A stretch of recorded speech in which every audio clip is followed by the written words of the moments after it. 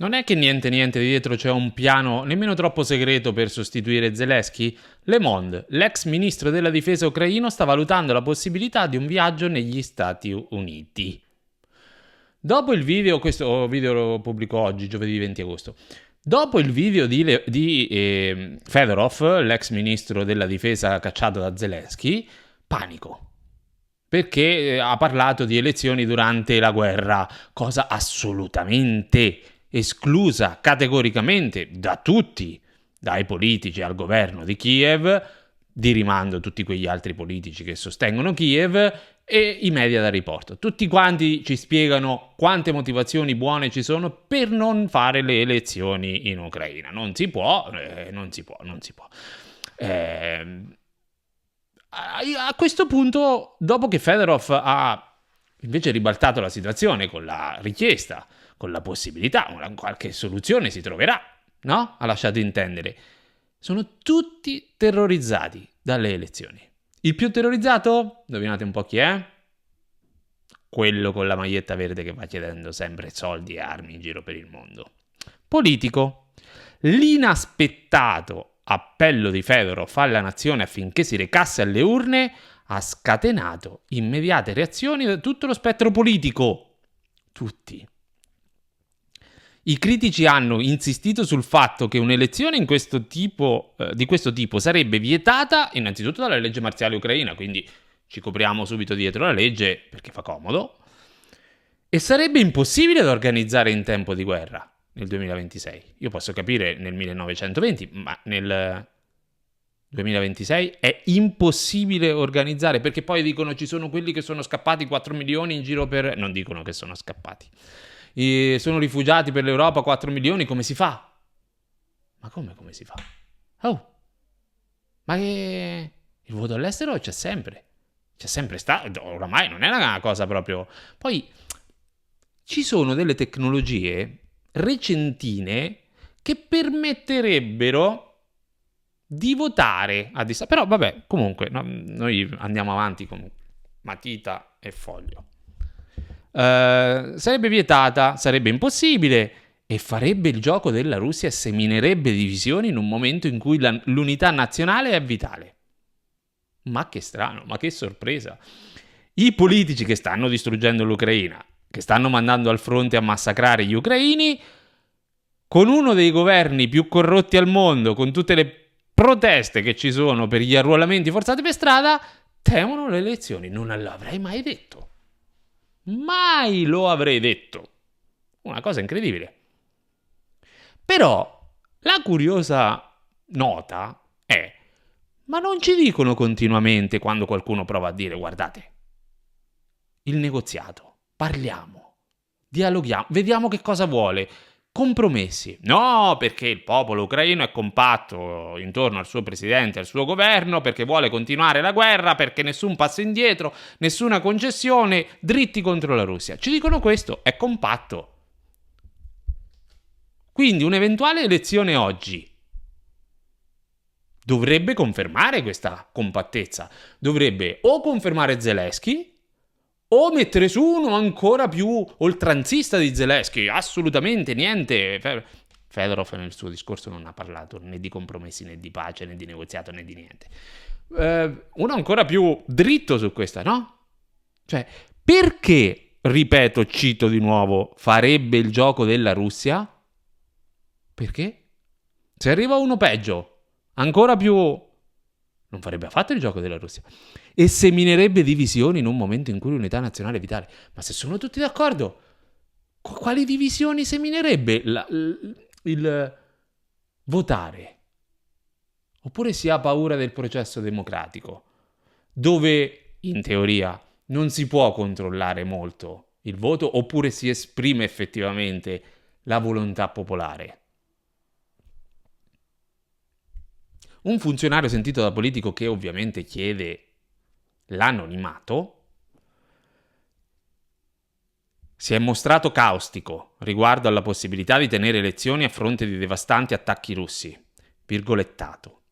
Aspettiamo che passi un altro massiccio attacco balistico russo e poi andiamo a votare. L'ha detto un po' sarcastico, capito? Facendo le battutine.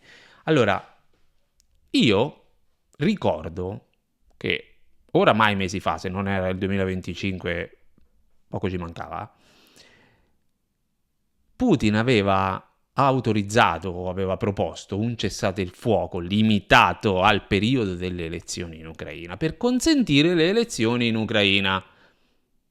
Perché uno dei motivi per cui non si poteva andare a negoziato è che non c'era le elezioni, non erano state fatte le elezioni, eccetera. Ok, le elezioni, cessate il fuoco. Io penso, potrebbe essere cambiata la situazione, Putin a questo punto potrebbe dire, senti, io ho quasi completato il Donbass, me ne frega tanto quanto, entro un anno finisco tutto, forse chiudo e buonanotte. Però potrebbe anche dire, va bene, votate. Facciamo un cessate il fuoco. Magari chiedere? Io ricordo questo. Però niente che questi temono di perdere i privilegi, di andare a casa, di perdere il potere, di non avere tutto questo consenso pubblico che dicono di avere. E quindi poi perdere automaticamente l'accesso a quelle fette milionarie di euro che noi mandiamo come miliardi da diversi anni. Non è che niente questo. No, perché nel frattempo lo scandalo della corruzione sta diventando insostenibile. I nostri media fischiettano, oggi sono tutti concentrati sull'attacco russo su Kiev. Da condannare, ci sono i morti sicuramente, ma Kiev ha fatto gli stessi attacchi sulla Russia, Stessi attacchi. Anzi, si lamenta del fatto che i russi abbiano riportato solo 800 droni intercettati, quindi lasciando intendere che ne hanno lanciati molto di più. Cioè, i morti dall'altra parte, gli attacchi ucraini ne fanno altrettanti. Non si fa la gara dei morti. Non è che io ne ho fatti 5, tu 10, allora tu sei più cattivo. Ogni numero superiore a 0 è inaccettabile. Ma oggi sono tutti concentrati solo su quello. Questioni come la corruzione che sta distruggendo il governo intorno a Zelensky. Ma c'è anche in Russia. Sapete quelli intelligentoni come commentano? Perché non parli della corruzione in Russia? Ma voi i vostri soldi dove li mandano? A Putin? Un altro inciso per tutti quelli che dicono ti pagano i rubli, quanto ti hanno pagato, tu prendi i soldi dai rubli. Questo è querelabile. Io ve lo dico perché ne ho salvati tanti. Elenco, vi arrivano le lettere. E io le faccio arrivare. Cazzi vostri. Vabbè. Quindi, nuove elezioni darebbero vittoria, in teoria, se il popolo è tutto compatto, ad uno ancora più. E questi però hanno paura.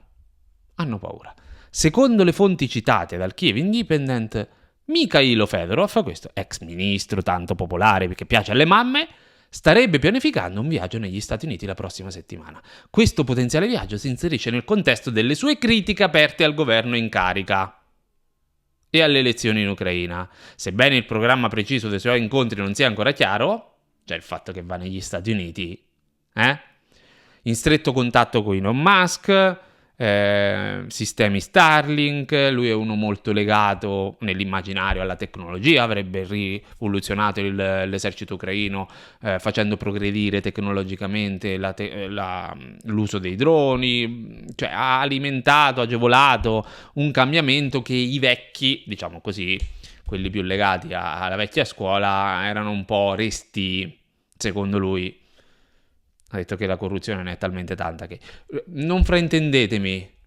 A me una soluzione e l'altra, soggetto Fedorov, Zelensky, non entusiasma e non dispero né per l'uno né per l'altro. Non me ne frega nulla perché se una pietanza tu la puoi rimescolare quanto ti pare, ma se gli ingredienti sono avariati o non granché, non è che viene fuori tutto, cioè tu puoi rimescolarla quanto ti pare, siamo sempre lì. Cioè sta guerra è scoppiata per colpa degli Stati Uniti, dell'Inghilterra e dell'Ucraina e anche della Russia. Abbiamo tutti più o meno delle responsabilità, ci siamo messi poi in moto anche noi, ma se pensiamo che l'Ucraina, cioè chi è al governo ora o chi lo è stato, insieme agli Stati Uniti, possano risolvere la situazione, cioè quelli che lo hanno creato, no. No. Ci vuole un moto dal basso, un cambiamento, se c'è, dal basso, dai cittadini, e allora lì potrebbe, ma a meno che non facciano un'altra Euromaidan, e allora è tutto risolto, perché se non va al governo quello gradito, fanno il colpo di Stato, rivoluzione, proteste, tac, tutte pilotate, via. Da quello che vedo, vabbè, lui che va negli Stati Uniti sembra più un viaggio per ricevere l'investitura ufficiale, no? Nuovo protetto degli Stati Uniti, nuovo preferito degli Stati Uniti. Ecco, questo potrebbe essere più in senso vaticanesco, il preferito, no? Il papabile. Mi sembra sempre più chiaro che ci sia dietro un piano per sostituire Zelensky, perché Zelensky ha perso di popolarità e agli Stati Uniti di Trump non piace tanto Zelensky. Ora ha cambiato un po' il suo atteggiamento nei confronti di Zelensky nel corso di questi mesi, nella prima volta che si sono incontrati lo ha schiaffeggiato a parole di fronte a tutto il mondo, invece negli ultimi incontri, vabbè, ok, sì, bravo, ti diamo quello che abbiamo, ma gli ha promesso i Patriot, cioè la produzione dei Patriot, e poi quando è andato via ha detto no, non gli do nulla a quello lì, però tanto li paghiamo noi le armi, chi gliene frega. Lui l'accordo con Mosca l'ha fatto, chi se ne frega di quello che facciamo noi in Europa, basta che paghiamo le armi americane e compriamo il gas americano. A Trump non gliene frega nulla, quindi è andato Zelensky e gli ha detto sì, ciao, bravo, ci vediamo la prossima volta.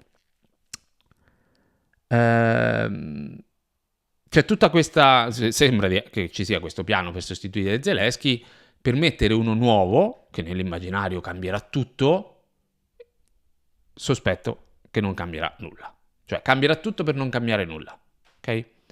Zelensky la prende abbastanza bene. Zelensky è uno che io me lo immagino calmo mentre sta in cucina, che si prepara, che ne so, la tisana, tranquillo. Zelensky non ha ancora reagito al video di Fedorov, che sta valutando il viaggio negli Stati Uniti. Voi immaginate, come dicono quelli rosicate, lo usano soprattutto quelli che si ritengono di destra, non so perché. Rosicate. Come i ragazzini di 15 anni. Vabbè. Me lo immagino lì. Tuttavia, una fonte interna all'amministrazione presidenziale ha dichiarato alla BBC che pianificare le elezioni in mezzo a missili e droni è piuttosto bizzarro. Dimostra una totale mancanza di realismo, dice Zelensky. Il realismo. Comunque Zelensky ha altre rogne. Ha dovuto mandare via la Irina Mudra, vice direttrice del suo ufficio, o come si chiama, del suo gabinetto. Vabbè, comunque mi ha fatto sempre ridere questa cosa del gabinetto. Esatto. Io capisco i cessi d'oro, però il gabinetto. Le agenzie anticorruzione ucraine avevano annunciato in precedenza di aver scoperto una rete di riciclaggio di denaro che coinvolgeva anche la Mudra, un ex membro del Parlamento e diversi funzionari, tutti vicini. Uno non era del partito di Zelensky, ma comunque tutti lì intorno. Questa Mudra era proprio dell'ufficio di Zelensky, c'era anche quando c'era Yermak. A quanto pare il fatto riguarderebbe circa 3 milioni di euro, 2,9 milioni di euro, che sarebbero stati in qualche modo ripuliti attraverso una banca e li hanno poi tirati fuori per pagare la cauzione di Galushenko, che era indagato ed era in arresto per il caso Midas e i svariati milioni di dollari di corruzione nel settore dell'energia, lo scandalo della corruzione dell'energia, cioè, che fa parte di tutto questo, e quindi era stato pagata la cauzione, era stato scarcerato e poi è stato beccato mentre tentava di scappare dal paese. Cioè, questi non solo si fregano i soldi, ma si fregano i soldi, li riciclano e cercano di utilizzarli anche per pagare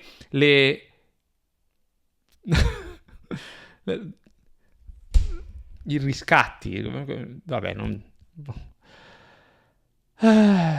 ok, va bene. Irina Mudra si dimette dopo essere stata coinvolta nell'indagine. Si dimette, l'ha cacciata, però poi piace dire che si dimette. Ha confermato le sue dimissioni in seguito all'apertura di un'indagine anticorruzione. Nessuno mi ha arrestata, dice. Anche in Italia dicono che, per esempio, quando patteggiano sono innocenti, però patteggiano. La signora Mudra sostiene di aver collaborato pienamente con gli inquirenti, di non contestare il loro diritto a condurre le indagini, si rifiuta di commentare gli estratti delle conversazioni che circolano sui media, non ho idea di quali conversazioni circolino sulla signora, dedica gran parte del suo intervento a difendere l'operato dei suoi 4 anni di lavoro volto a tenere la Russia responsabile dell'invasione ucraina, come se fosse una sorta di ripulitore, cioè siccome fa qualcosa della Russia contro la Russia, allora quest'altro è piccolo, non conta, no? C'è la corruzione in Ucraina, ma non fa nulla, vedete, va contro la Russia. Cita in particolare la creazione del Tribunale Speciale per il crimine di aggressione, cioè un tribunale, e il meccanismo internazionale per il risarcimento delle vittime e degli sforzi mobilitati circa 300 miliardi di dollari con i beni russi congelati in tutto il mondo, cioè stava organizzando il modo per utilizzare i beni russi congelati, come ad esempio quelli in Europa che valgono 200 miliardi, che manderebbero in bancarotta il Belgio, o se tutti insieme ci mettiamo, manderebbe in bancarotta l'Europa. Così è facile, io faccio i conti per gli altri. Comunque, ha fatto anche cose buone, evidentemente. Quindi Zelensky, dicevo, l'ha presa così bene che, nominato il nuovo ministro per la difesa, che a quanto pare faceva parte dello SBU, o era il capo, una cosa del genere. Ma com'è possibile una cosa del genere? Ma si può fare? Vabbè. Si sfoga sul nuovo ministro, ma non contro di lui. Nel senso che lui già detta la cioè lui dice quello che bisogna fare al ministro. Ok? Zelensky avanza richieste pubbliche al nuovo ministro. L'Ucraina ha un nuovo ministro della difesa, Khmara. Fedorov è stato cacciato, ok, ho spiegato, la gente protestava perché voleva tornasse Fedorov non è tornato, cioè ci hanno messo uno ad interim e poi adesso hanno votato questo qui. Ha dimostrato Khmara, si chiama così, Khmara, vabbè, attraverso il suo servizio nello SBU, eccolo qui, di sapere molto bene che gli occupanti non si sconfiggono con vuote promesse. Zelensky: mi aspetto che il Ministero della Difesa ampli la portata operativa delle nostre capacità di attacco a lungo raggio, collabori con produttori di armi ucraini per creare opzioni migliori per la difesa dello spazio aereo ucraino e rafforzi le nostre capacità operative difensive e offensive insieme ai nostri partner. Beh, coglioni. No? A voi queste sembrano parole di uno che è volto alla pace?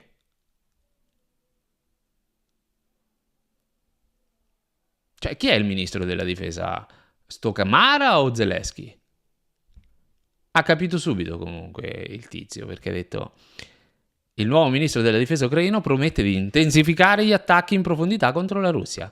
In un messaggio pubblico sui media, la cui nomina, questo nuovo ministro della difesa è stata approvata dal Parlamento mercoledì, si è impegnato a intensificare gli attacchi contro le capacità militari ed economiche della Russia. Abbiamo capito subito come funziona, Ecco perché ogni tanto Zelensky rimpasta e manda via. O sono troppo popolari o non fanno quello che dice lui. E poi se fai quello che dice lui va benissimo. Grazie a tutti di essere arrivati fin qui. Lasciate un like, lasciate un commento, sostenete il canale con un piccolo abbonamento su YouTube. Ci sono 3 livelli, scegliete quello che vi piace di più. Potete sostenere il canale in alternativa con Patreon. È un portale a parte, lo trovate in descrizione, vi permette di sostenere il canale con 3 livelli di abbonamento mensili o annuali scontati di 2 mesi. Grazie a tutti, al prossimo video.